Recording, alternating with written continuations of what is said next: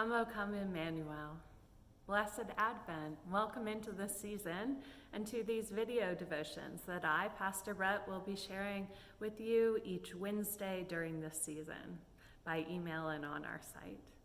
Thanks to Stephen Ackert, who just happens to be here practicing and who I enlisted to play that music to enter us into this season and time for reflection together.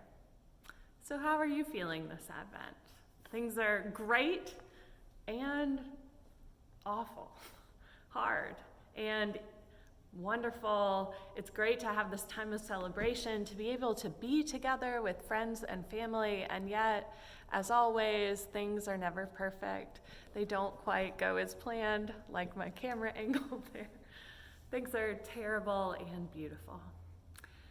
And so in that uncertainty, in the reality of how we come into Advent and really every season, but this one that has rich meaning for reflection, I want to share with you today this Advent devotional, which comes from one from Kate Bowler, but it invites us and introduces us to some writings from Dietrich Bonhoeffer. Bonhoeffer was a 20th century theologian who lived from 1906 to 1945, and he wrote, "Advent is a season of waiting, but our whole life is an Advent season. That is, a season of waiting for the last Advent, for the time when there will be a new heaven and a new earth." He penned these words while he sat in prison in a letter to his parents, jailed for his resistance efforts against Hitler's regime.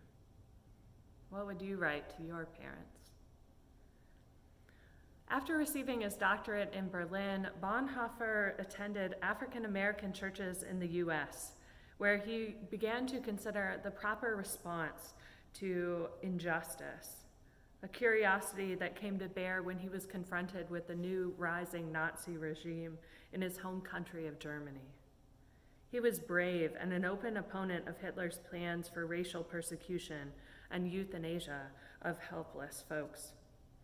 When the Nazis took over the German Protestant churches, that is Lutheran, Bonhoeffer and others formed the underground confessing church to train pastors and conduct services free from fascist ideology.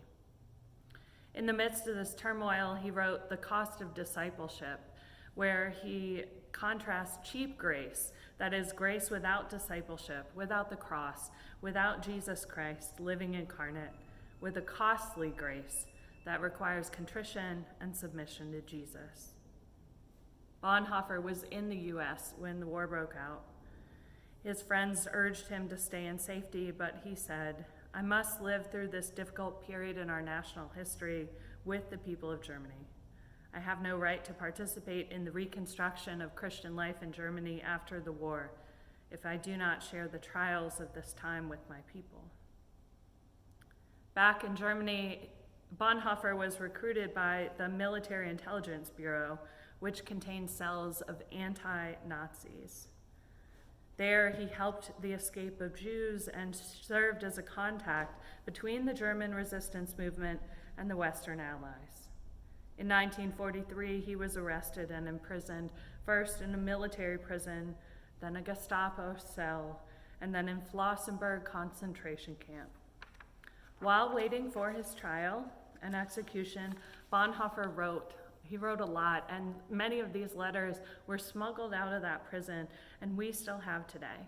And from that, in another letter to his parents, we have this reflection on the Advent season.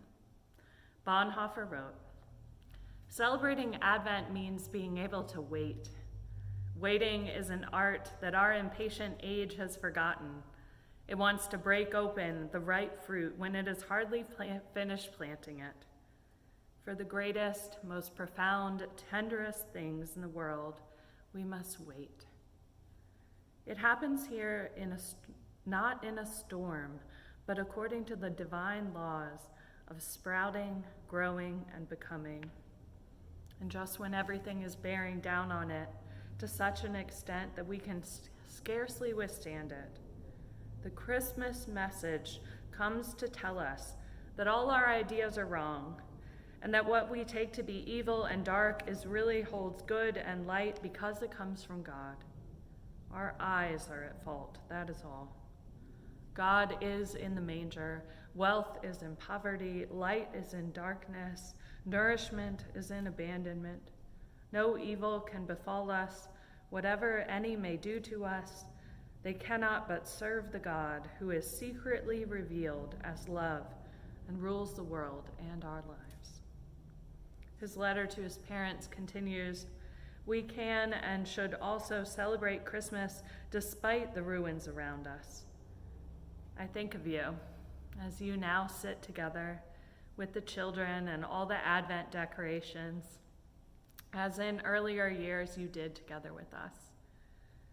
We must do all this even more intensively because we never know how much longer we have.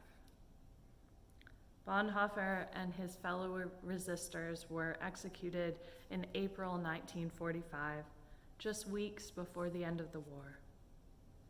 Advent isn't a season of just a season of the Christian calendar. It's a state of being. So, over the next 4 weeks, together we're going to explore what it means to be hopeful and live in anticipation during a season that includes suffering and fear and uncertainty, but also brilliance, light, and hope. When we just don't know quite where it's going or when it's going to be okay, Advent reminds us of this discipline of hope. So I invite you to think about this week as we wait and look for the promises of God to come. Where do you notice the most profound, tenderest things in the world, as Bonhoeffer put it? And where do you notice things secretly, maybe quietly, sprouting, growing, and becoming? I see it in you. Let's look for it together. Blessed Advent.